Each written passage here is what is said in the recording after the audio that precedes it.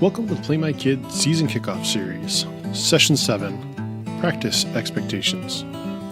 This session outlines the expectations for players before, during, and after practice in order to keep focus on raising happy and successful adults. There are 4 areas to consider before and in preparation of any practice.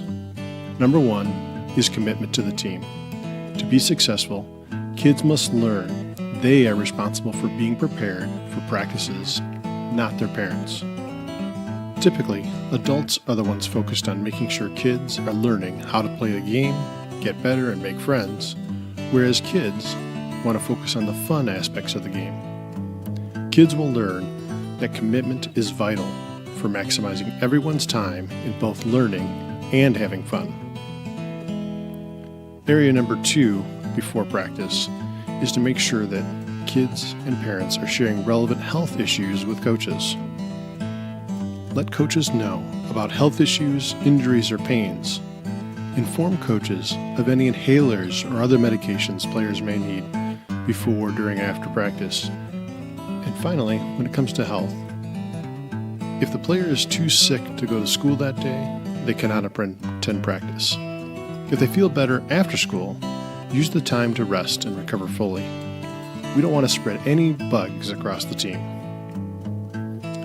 The area number 3 for preparation before practice is to make sure we're communicating attendance, whether it be tardiness, absence, or early departure. Any change in attendance that's unexpected impacts the entire team and the coach's practice plan.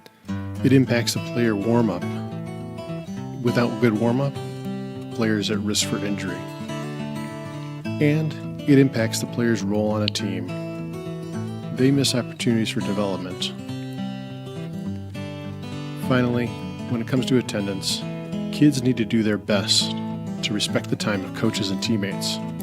Of course, exceptions may happen, but communication with coaches, when it does, is expected. The 4th area in preparation for practices is to make sure players are dressing properly, and it's the player's responsibility to do so. Whether it be practice uniform, equipment, or water bottle for hydration, make sure all of those things are accounted for to minimize prep time and maximize practice time. During all practices, there are 4 guidelines. Guideline number 1 is that parents are welcome to watch and should be prepared to assist, but do not interrupt coaches or players at any time during the practice.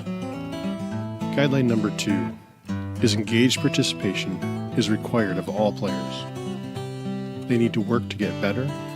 They're taught to expect failure and learn to adjust on their own, or with the help of teammates or coaches.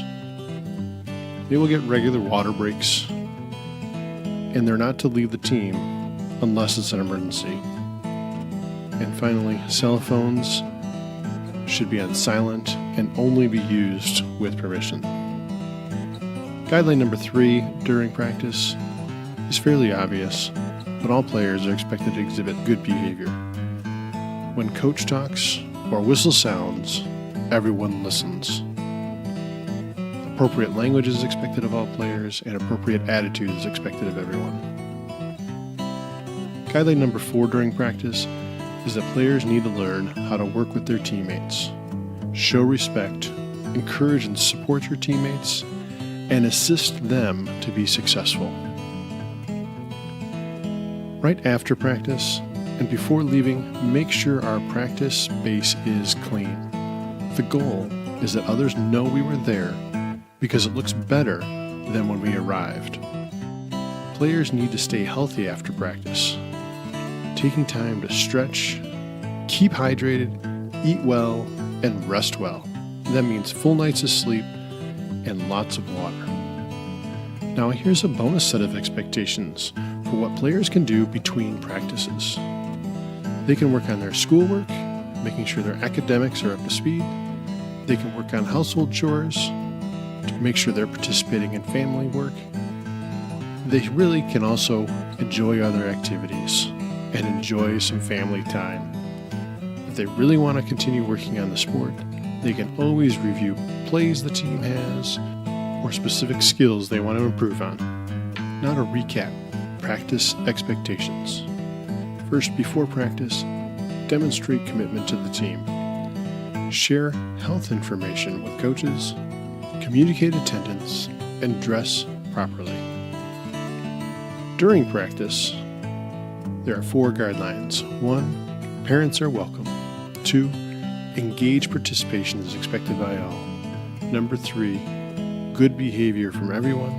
And number 4, work with your teammates. After practice, everyone is expected to clean up after ourselves and then do what's right to stay healthy.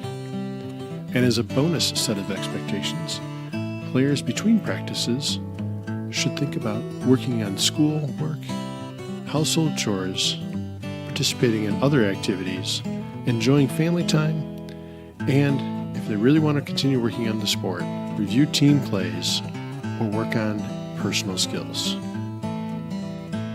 The next and final video in this series will review expectations before, during, and after games.